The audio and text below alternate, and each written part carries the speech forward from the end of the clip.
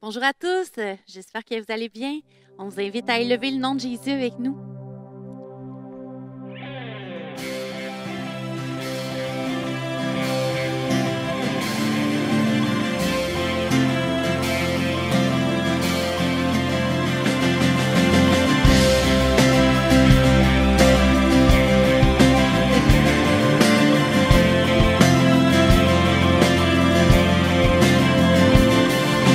Chante une arme qui chasse tous mes ennemis.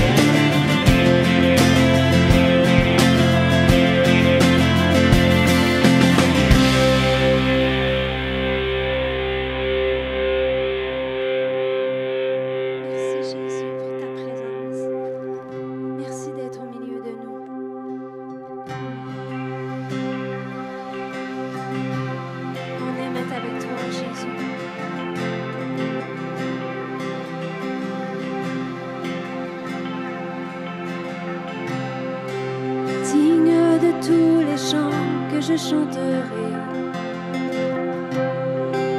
digne de la louange que j'élèverai, digne de chaque souffle que je te rendrai. Je vis pour toi.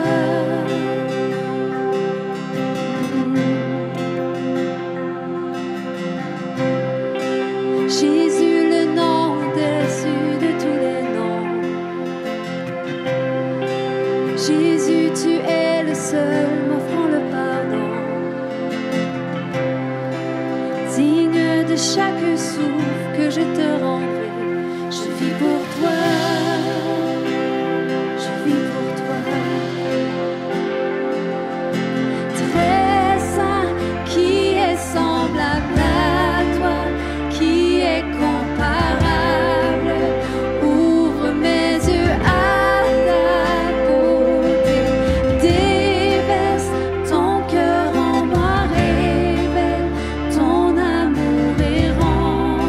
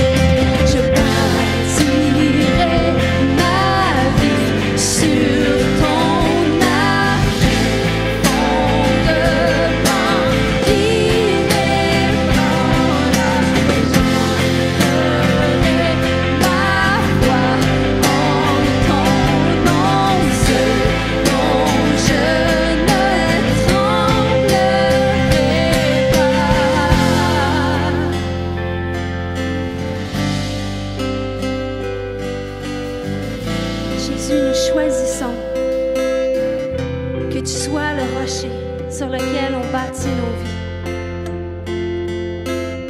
Et tu promets d'être avec nous tous les jours. Parce que ta fidélité est parfaite. Jamais tu laisses derrière. Et ce matin, peut-être que c'est pas toujours la réalité que ta vie est bâtie sur lui. Je t'invite à le chanter à nouveau avec nous. Je bâtirai ma vie. Et dis-le, même si les choses sont pas parfaites, déclare-le avec ta bouche.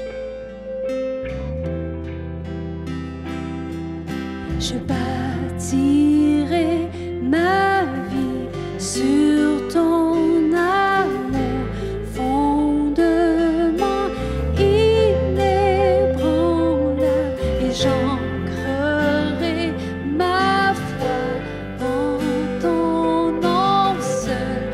Non, je ne tremblerai pas. Jésus, je prie pour chaque personne qui a chanté ces paroles, qui les a priées dans son cœur. Merci que tu es fidèle. Merci que tu les prends, Seigneur Dieu. Tu les entoures. Tu veilles sur eux. Tu les enseignes. Ton esprit enseigne à tous les jours comment marcher, comment entendre ta voix. Je bâtirai ma vie sur ton amour, fondement inébranlable, et j'ancrerai ma foi en ton nom seul. Non, je ne tremblerai pas. Merci Jésus. Tu es bon.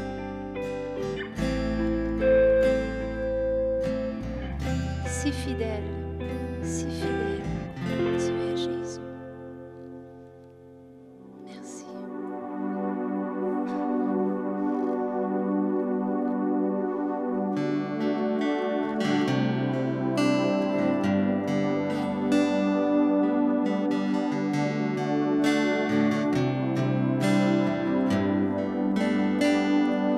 Quand la mer semble agitée,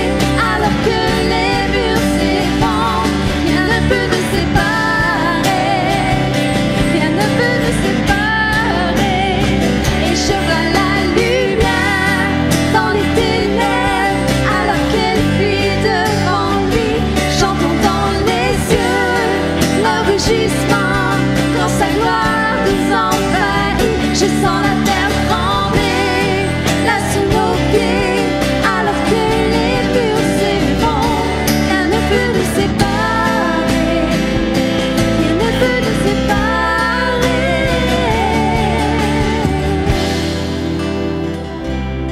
Rien ne peut nous séparer.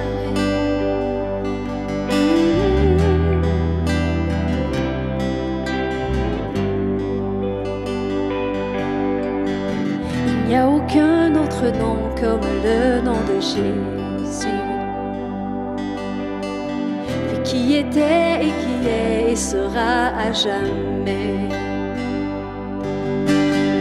Donc peu importe ce qu'il adviendra, entre qui je suis et qui je deviens, je sais que je ne serai jamais seule. Je sais que je ne serai jamais seule, car tu es ma paix.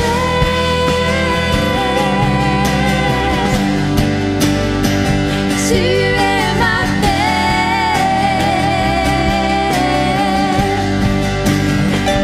Tu es ma paix.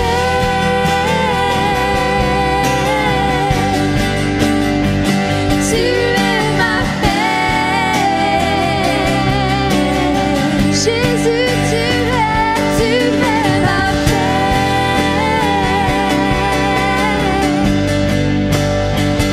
Tu es ma paix. Tu es ma paix.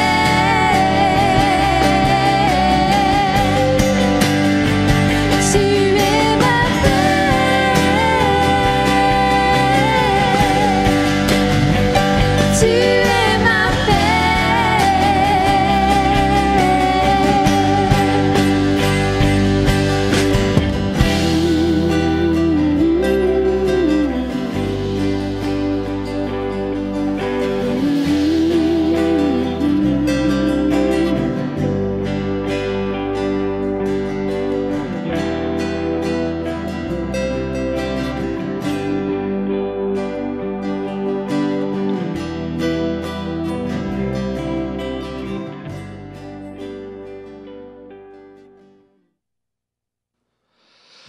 Bon matin, Mosaïque, j'espère que vous allez bien. Nous sommes déjà rendus au début du mois de juillet. Et déjà, la semaine prochaine, le 11 juillet, nous sommes de retour en présence pour notre reprise graduelle. Vous savez que nous avons fait le 20 juin, nous avons eu une très bonne réunion, et également le 15 août, avant de reprendre officiellement le 12 septembre. Alors, le 11 juillet, on vous attend. Vous allez pouvoir vous inscrire cette semaine sur notre site Internet. Également, vous rappelez que cet été, nous avons 4 terrasses mosaïques dans la cour arrière. Nous allons avoir les jeudis soirs, dont ce jeudi, le 8 juillet. Vous pouvez venir, c'est, comme on dit au Québec, à la bonne franquette. C'est juste un moment d'être capable d'échanger ensemble, de discuter, de prendre des nouvelles les uns des autres. Donc, vous êtes bienvenus et c'est la première ce jeudi. Vous avez les informations sur Facebook. Sinon, pour notre grande réouverture, bien entendu, nous avons besoin de bénévoles dans plusieurs départements. On vous invite à écrire à info@commercial-emosaic.org pour donner votre nom. Et merci encore énormément pour votre soutien financier, soit via Canada ou le virement par Interact, pour continuer de soutenir l'Église et le retour qui s'en vient, qu'on a très hâte, en espérant avoir de nouvelles mesures d'assouplissement dans les prochaines semaines. Des bonnes nouvelles qui s'en viennent, on l'espère. Ce matin, je fais un message unique. En fait, la semaine prochaine, le pasteur Emmanuel débute une nouvelle série qui s'intitule « Redevable », en présence en plus. Mais ce matin, je fais une série, c'est pas une série, mais seulement un message qui s'intitule « Qu'est-ce que tu cultives ?» Pendant les premiers mois, l'été passé, dans le confinement et tout ça, il y a eu comme une recrudescence au niveau du jardinage. Je pense que présentement au Québec, il n'y a pas personne qui n'a pas au moins ne serait-ce qu'un bac à jardin. Tout le monde s'est mis à faire du jardinage au point où il y a des ruptures de stock d'un paquet de trucs. Et cet été, on dirait que ça reprend de plus belle. Ceux qui ne s'étaient pas décidés, on dirait que là, ils se sont décidés. Là, tout le monde fait des jardins. Tout le monde essaie de cultiver quelque chose. Et ce matin, c'est ce qu'on va voir, ce que j'aime. Dans la Bible, dans les évangiles, Jésus fait souvent référence à parle du royaume de Dieu et en parallèle avec justement tout ce qui est la culture du sol et ainsi de suite. Qu'est-ce qu'on cultive? Et dans 1 Corinthiens 3, le verset 6 à 8, c'est ce qu'on va regarder ce matin. Ça dit, j'ai planté, Apollos a arrosé, mais c'est Dieu qui a fait grandir. Ainsi, ce n'est pas celui qui plante ni celui qui arrose qui compte, mais Dieu qui donne la croissance. Celui qui plante et celui qui arrose sont égaux, et chacun recevra sa propre récompense en fonction de son propre travail. Ici, l'apôtre Paul est en train de reprendre l'Église à Corinthe parce qu'il semble que justement les gens prenaient pour soit Paul ou soit Apollos, où chacun avait son, si on peut dire, son pasteur préféré. Et c'est intéressant parce qu'en fait, nous, lorsqu'on lit les lettres de Paul et on lit les actes, souvent, la personne qui ressort tout le temps, c'est comme si le seul qui était le vrai de vrai, c'était l'apôtre Paul. Les autres, on n'en entend pas vraiment parler, mais il semble que Apollos était, on va relire un autre texte qui en fait référence à Apollos plus tard, où justement, il semble que c'était quelqu'un d'important, quelqu'un que les gens comptaient sur lui.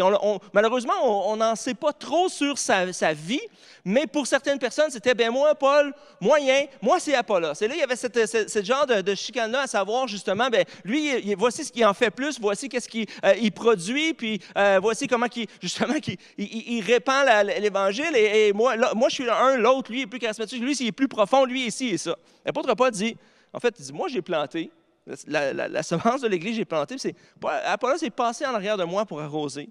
Mais rappelez-vous une chose, c'est Dieu qui fait croître. C'est pas Paul, c'est pas Apollos, c'est pas Pierre, c'est pas Jean, c'est Dieu qui fait croître au final. Et c'est Dieu qui donne la croissance. Et il va dire, celui qui plante, celui qui arrose sont égaux, et chacun recevra sa propre récompense en fonction de son travail.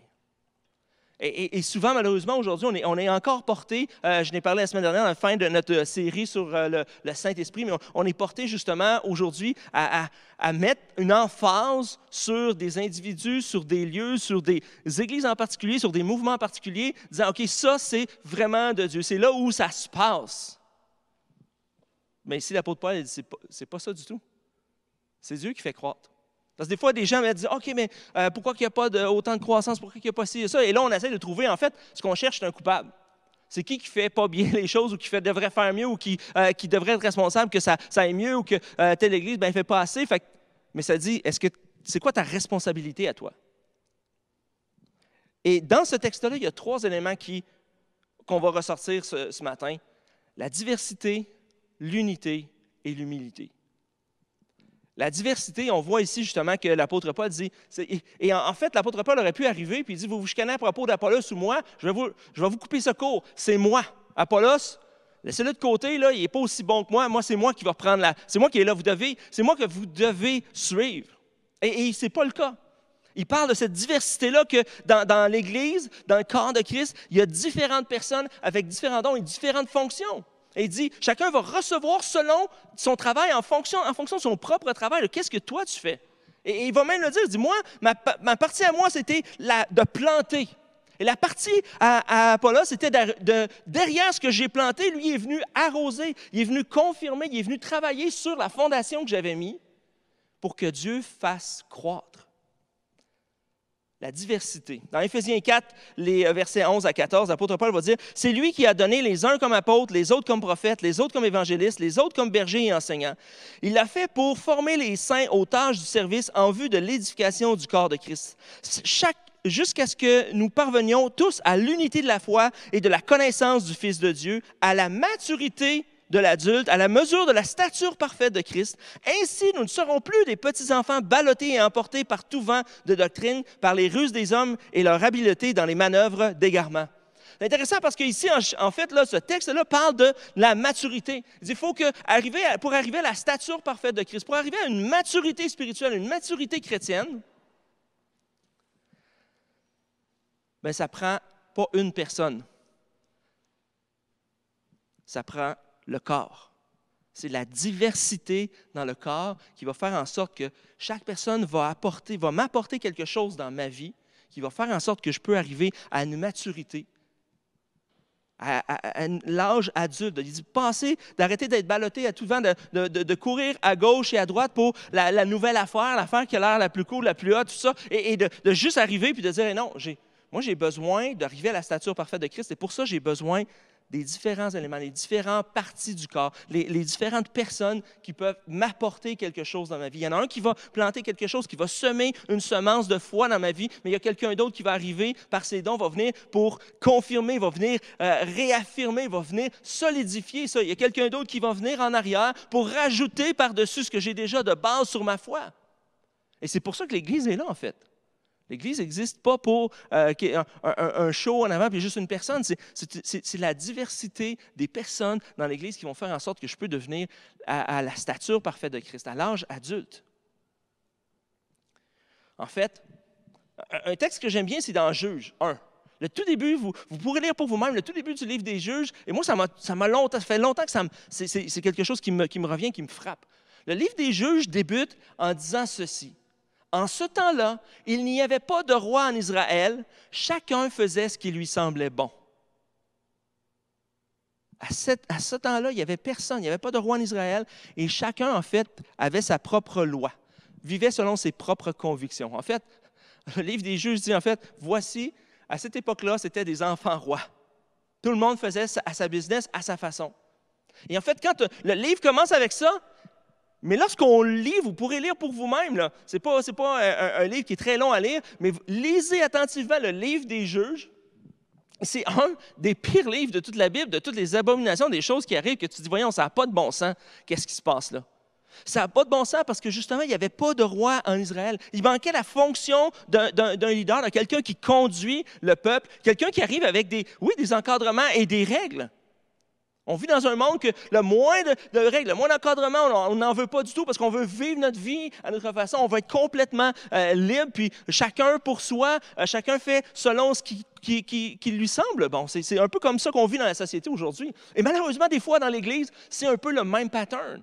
On arrive dans l'Église et malheureusement, on transporte cette philosophie-là de dire, « Hey, moi, j'ai ma foi à moi. Moi, j'ai ma façon de voir l'Église, j'ai ma façon de faire l'Église. Et si le pasteur ou les pasteurs, ou si tel leader, ou si telle personne qui est impliquée, ou si tel musicien il ne fait pas selon ce que moi, bien, ça ne fonctionne plus. » Au lieu de dire, bien, qu'est-ce que chacune de ces personnes, c'est quoi leur rôle et qu'est-ce qu'ils ont apporté dans ma vie? Mais jamais, la preuve, c'est que Jésus n'a pas choisi Pierre ou Jean. Il dit, OK, il y a seulement un disciple. Et toi, je vais te former pour prendre ma place, la place de Jésus. Il n'y a personne qui a pris la place de Jésus lorsqu'il est parti. Et souvent, dans une entreprise, dans une église, on forme une personne pour prendre la place de la personne qui va amener la compagnie ou l'église ou l'organisme à un autre niveau, à une autre étape. On forme cette personne-là, puis bon, il y a quelqu'un qui prend la place et il cède sa place à. Et Jésus n'a pas donné sa place à Pierre ou à Jean. Jésus a pris 12 personnes, complètement diversifiées, on est d'accord là-dessus, complètement fous. Il a pris ces 12 personnes-là qui étaient pas vraiment compatibles nécessairement les uns avec les autres, avaient chacun leur conviction et leur opinion, avaient chacun leur background de vie avant d'arriver là. Et quand ils sont arrivés ensemble, Jésus a travaillé avec cette diversité-là. Pourquoi? Pour arriver au prochain point, à l'unité. Dans Jean 17, les versets 20 à 21, c'est la prière de Jésus, pas longtemps avant que ce soit ses dernières heures. Il va dire, « Je ne prie pas pour eux seulement, mais encore pour ceux qui croiront en moi à travers leurs paroles, afin que tous soient un comme toi. Père, tu es en moi et comme je suis en toi, afin que eux aussi soient un en nous, pour que le monde croie que tu m'as envoyé. » Une des dernières prières de Jésus qui n'est toujours pas accomplie, selon moi, c'est cette prière-là de dire, il y a la diversité. Diversité dans l'Église, diversité dans le corps, mais on est tous rassemblés autour de même but commun, la personne, la tête, le chef qui est Jésus.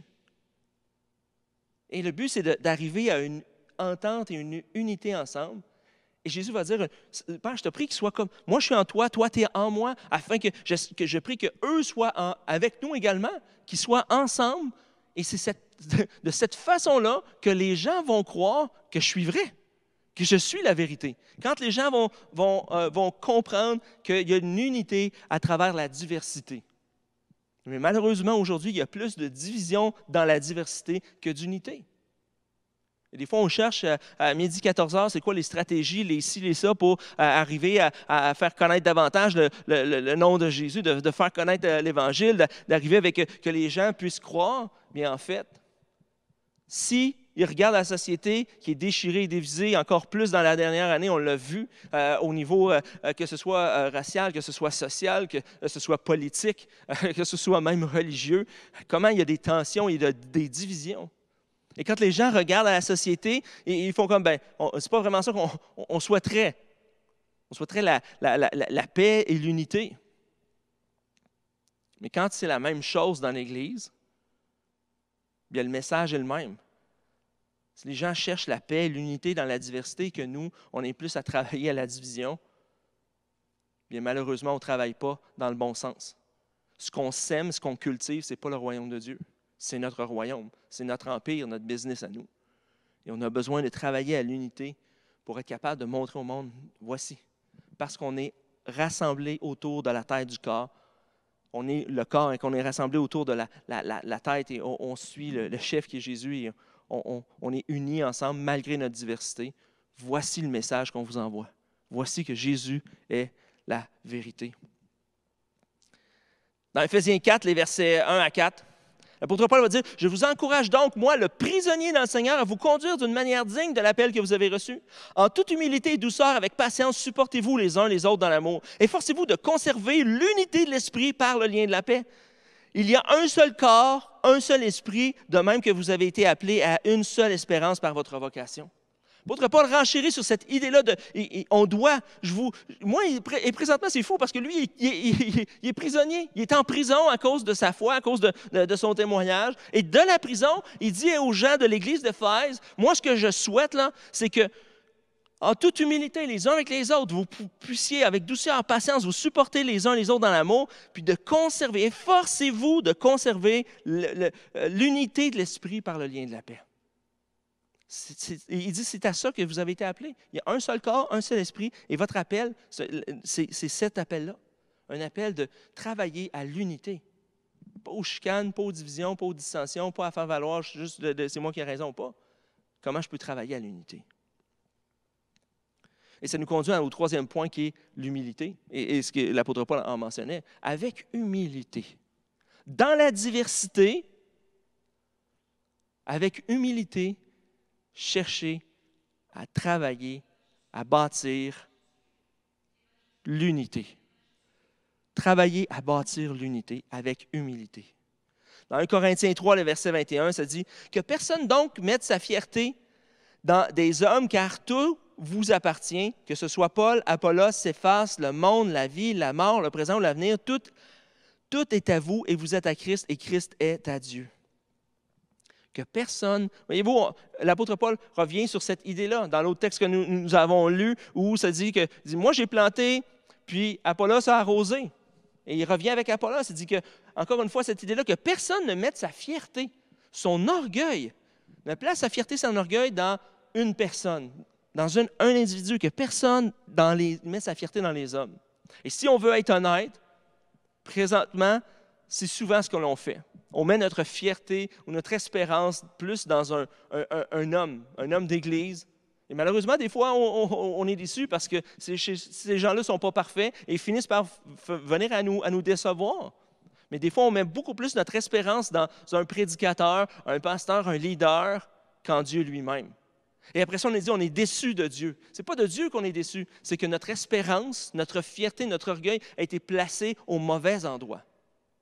Et pour travailler à cette unité-là dans la diversité, on a besoin d'humilité et de ne pas justement regarder à qui fait quoi mieux que moi ou peu importe. Qu'est-ce que moi je sème? Comment je sème? Dans 1 Corinthiens 3, les versets 9 à 15, Paul va dire, « En effet, nous sommes ouvriers avec Dieu. Vous êtes le champ de Dieu, la construction de Dieu. Conformément à la grâce que Dieu m'a donné, j'ai posé le fondement comme un sage architecte et un autre a construit dessus. Cependant, que chacun fasse attention à la manière dont il construit dessus, car personne ne peut poser un autre fondement que celui qui a été posé, à savoir Jésus-Christ. » L'apôtre Paul nous exhorte à dire, voici moi le fondement que j'ai posé. Maintenant, je vous invite à venir poser votre pierre sur ça.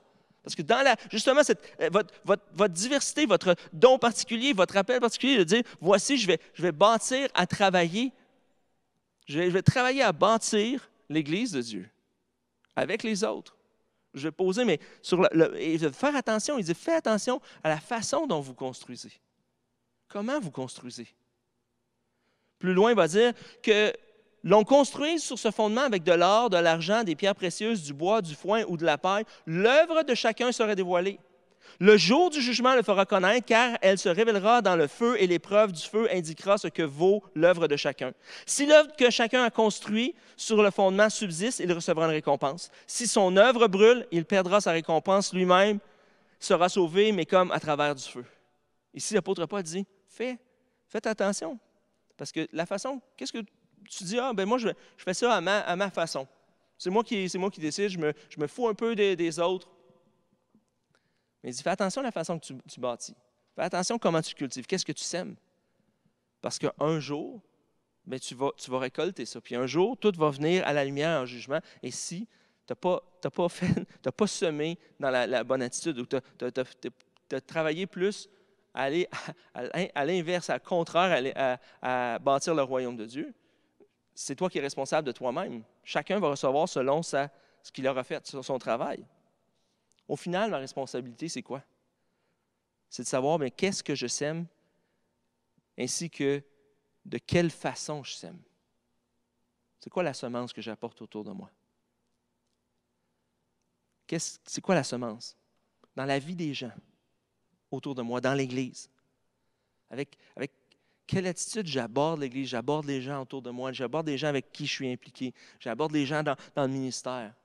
Avec quelle attitude? Qu'est-ce que je sème autour de moi? Est-ce que je reconnais la diversité du corps et que j'ai besoin avec humilité de ne pas me regarder comme trop haut ou de ne pas mettre ma fierté dans les hommes, mais simplement dire, justement, c'est Dieu qui fait croître. Ce n'est pas moi. Ce n'est pas lui. Ce n'est pas elle. On a chacun un rôle à jouer. Mais moi, mon rôle, c'est de savoir qu'est-ce que je sème et de quelle façon je sème. Parce qu'au bout de la ligne, c'est Dieu qui fait croître. Je n'ai pas cette pression-là. C'est Dieu, au final, qui décide qu'est-ce qu'il fait. Je termine bientôt dans Galates 6, les versets 7 à 10. Ça dit, « Ne vous y trompez pas, on ne se moque pas de Dieu. Ce qu'un homme aura semé, il le récoltera. Celui qui sème pour satisfaire sa nature propre récoltera d'elle la ruine, mais celui qui sème pour l'esprit récoltera l'esprit de la vie éternelle. Ne négligeons pas de faire le bien, car nous moissonnerons au moment convenable si nous ne nous relâchons pas. Ainsi, donc, pendant que nous en avons l'occasion, pratiquons le bien envers tous et en particulier envers nos proches dans la foi. » Ce texte-là est fort. Il dit, trompez-vous pas, on ne se moque pas de Dieu, là. Si tu penses faire le fanfaron puis juste bien paraître, puis dans le fond, ta semence, c'est un peu n'importe quoi, il dit, tu vas récolter, mon ami. Tu vas récolter ce que tu sèmes. Puis il dit pendant qu'on en a l'occasion, présentement, tu as l'occasion de faire du bien. Fais-le, pratique le bien pendant que tu en as l'occasion. Il dit envers tous et particulièrement envers ceux de la foi, envers les gens qui sont autour de toi dans l'Église, qui composent l'Église avec toi, qui font partie de cette unité dans la diversité. C'est ça qu'on est appelé à semer dans notre vie. Je reviens au texte de base. 1 Corinthiens 3, 6 à 8. « J'ai planté, Apollos a arrosé, mais c'est Dieu qui fait grandir. Ainsi, ce n'est pas celui qui plante ni celui qui arrose qui compte, mais Dieu qui donne la croissance. Celui qui plante et celui qui arrose sont égaux, et chacun recevra sa récompense en fonction de son propre travail. » Ça devrait redéfinir notre approche en tant que croyant vis-à-vis de ce que je dois faire en tant que croyant. Mon investissement dans le corps de Christ, dans le royaume de Dieu, dans l'Église. De voir que, arrête de regarder à gauche, à droite, c'est qui le meilleur ci ou qu'est-ce qui est plus hot. Mets pas ta fierté dans les hommes, tu vas finir par être déçu anyway. Remets ton espérance en Dieu. Regarde autour de toi ce que les autres, comment ils s'aiment. Pas dans le but des coincer dans un coin, puis toi, ta semence n'est pas bonne, toi, tu peux pas, c'est pas une bonne façon. Non, mais de dire, wow, telle personne, voici qu'est-ce qu'elle fait. Telle autre personne, voici qu'est-ce qu'elle fait. Telle autre personne, voici qu'est-ce qu'elle fait. Moi, qu'est-ce que je fais? Comment est-ce que je sème autour de moi? De plus re-questionner ma façon de semer et quelle semence j'apporte dans la vie des gens. Est-ce que j'apporte une semence de division, d'amertume, de colère, de chicane, de ci ou ça? Ou est-ce que j'apporte une semence de paix, de joie, de bonheur, de passion autour de moi, de bonté? Et de voir que justement, ça dit, Paul dit, je ne compte pas, moi, dans l'eau. Il dit, moi, je ne compte pas, Apollos, je ne compte pas non plus, c'est Dieu. C'est au final, Dieu fait croire. Moi, j'ai ma responsabilité. Et la mienne, c'était de planter, celle d'Apollos, c'était d'arroser. Et je ne me comparerai pas avec Apollos pour savoir si c'est mieux arroser ou planter. Non, ça prend les deux. Et on a besoin, avec humilité, de redécouvrir l'unité dans la diversité, de travailler à cela. Prions ensemble. Seigneur, à travers toute cette saison Seigneur, de COVID et de confinement et de mesures à travers laquelle nous venons de passer, de confusion, Seigneur, là où on déconfine tranquillement, où on veut espérer retrouver une vie normale, Seigneur, on a besoin de revenir à l'Église, Seigneur, avec cette idée-là en tête, Seigneur, que qu'est-ce que je vais semer à partir d'aujourd'hui? Je peux laisser le passé derrière, dire qu'est-ce que je vais semer aujourd'hui et de quelle façon je vais semer. Et de me rappeler que l'Église, c'est l'unité dans la diversité et avec humilité, c'est à ça que j'ai besoin de travailler, Seigneur. Chacun de nous, on puisse, par ton esprit, Seigneur, on puisse être renouvelé dans cette idée-là de ma participation dans l'Église. Je te remets chacun d'entre nous entre tes mains. Je te remercie pour ce que tu fais. Merci pour ce que tu fais à Mosaïque, Seigneur, dans le nom de Jésus. Amen.